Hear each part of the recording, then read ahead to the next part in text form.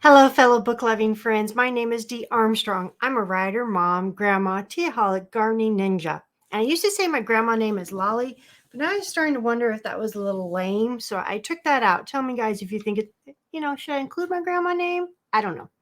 Well, welcome to my November news and my writing world. This month and every month, I'm thankful for you guys, my book loving friends. Grab some tea, pour in some pumpkin spice creamer, a little whipped cream on top, and sprinkle with a little cinnamon, and let's chat. I want to tell you guys about a tradition that we do in our family. It's called our thankful tree, and November is the month of giving thanks. And each November, we put up our tree, our Christmas tree, and we put a little leaf on it that we say what we're thankful for. It's a moment that we take to breathe, give thanks, and write the things that really matter to us. You can put the things that have already happened that you're thankful for, and you can also put wishes and dreams on it too. And we hang our thankful leaf with everyone's else's blessings each year, and it's a wonderful time to reminisce about the year. When we first started this tradition, it was cute and fun. Years later, after some of our loved ones had passed, it became more heartfelt to see their handwriting on the leaves and to see what they wrote. It's a small connection to them and a reminder to enjoy each season because family is the reason, right? Hear my heart. It's a wonderful thing, and if you guys love it, send me a text, message me so I know how it worked for you guys. Also, my MVP of the month is you guys, readers, people who love books, love stories, and I want to thank you for being my most valuable person. Thank you for checking in on my newsletter. Thank you for reading my books. Thank you for your sincere reviews. And thank you for tuning in to my Spill the Tea book chat each month. You guys make everything possible and worthwhile, and I appreciate your support. My special offer, again, for November and December, ends at the end of December, is my Trend Springs Trilogy is free with your Kindle Unlimited subscription. We only have 2 months left, and then I am taking it out of Kindle Unlimited and putting it wide again for everyone to be able to get the ebook. You can still purchase if you want the paperbacks. Just the ebook is exclusive to Kindle Unlimited through the end of December.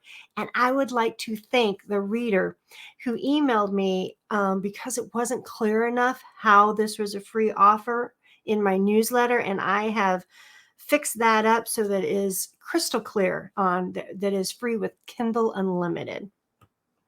Plus, there is a link in the newsletter for you to listen to the first 15 minutes of my book, Haunted by Amethyst. This is for newsletter subscribers only. Now, let's get to the fun stuff, the rough draft sneak peek. From JD and the Broken Promise. I'd love to read it to you guys. Now remember, anything and everything can change in the rough draft. The cover, this is my working cover. It's not the real cover, and everything can change. In past sneak peeks, you've learned that JD is haunted by a ghost she calls the woman that only she can see, hear, and smell. JD's a private investigator, and she's on her first stakeout in a diner in Rubyville, Virginia.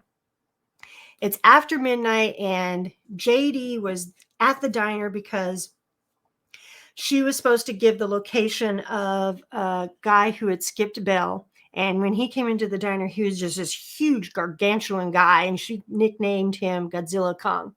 And she was only supposed to give his location. But the woman brought it to JD's attention that there was a boy in the man's truck. And JD had this terrible feeling in her heart. And so she went out to try to talk to the boy and tried to get him out of Godzilla Khan's truck. And then a confirmation came from the geezers that the man's a pedophile. And the geezer said, don't let him leave with the boy. So as you know, in the past sneak peeks, we went through the fight in the bathroom where there was a broken toilet, and now JD and Godzilla Khan have crap smeared all over them in that fight, and it went down mean. So this is the fight ended in our last newsletter, and I'd like to read to you the end of the chapter. An hour later, after Miss Dodd had bundled up the boy and gone, and the red and blue lights had been replaced by stars and black sky, JD stood beside her Jeep. Creepy diner guy watched her through the diner's big windows, but she didn't care.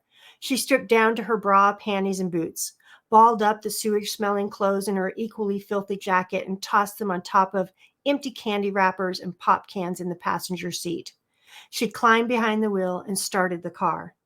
The woman appeared, chose the back seat instead of the front. What? JD glared at her in the rearview mirror. You don't want to sit up here with me? The woman hummed the song Toot Toot Tootsie by Al Jolson, one of her old-time favorites. At least I can't smell you. JD pulled a notebook the size of her palm from her boot, removed a little pencil from the spiral loops, and flipped to the page where she kept her survival list. The rule she lived by because death was the only other option. Rule number 6, always have your weapons within reach. She resisted the urge to scratch at her filthy scalp.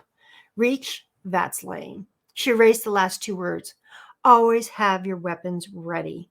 She tapped the pencil against the steering wheel to the beat of the woman's song, realized what she was doing, and stopped. I should have brought the Glock. The Glock 17 was a hand-me-down from her adopted brother, and large for her hands, but it was the first hand-me-down from someone who gave a damn. Creepy diner guy knocked on her window. His smile was wide and hopeful. Hit the bricks. She gave him the one-finger salute and headed home. Goodbye, goodbye, goodbye. The woman belted out the last words of the chorus and sounded like a record skip. Can't you sing something from the sanctuary? The woman sang louder. What I'd give for a mute button. JD gave up. She was never alone, and it was her fault. After all, the woman and JD were the keepers of a terrible secret, a truth so awful that JD would take it to her grave. JD had started the fire, not the woman. The fire that ate through their hotel room, the fire that killed her mom. That day, the woman transferred from her mom to JD.